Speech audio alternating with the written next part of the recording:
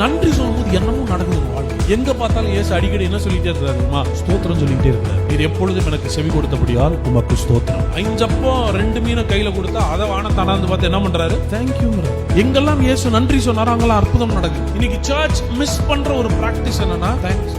கடைசி ஆண்டவருக்கு நீங்க எதுக்காக நன்றி சொன்னீங்க? இங்கதான் பிசாசு நம்மை மறக்க வைக்கணும்.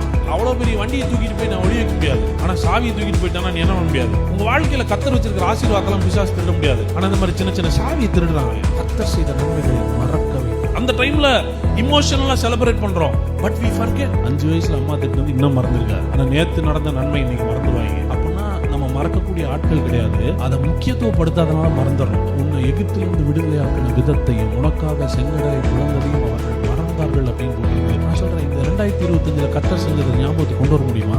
நன்றி சொல்லுகிற, ஸ்தோத்திரம் சொல்லுகிற பழக்கத்தை சபை வளர்த்து கொள்ள வேண்டும். மறவாதே.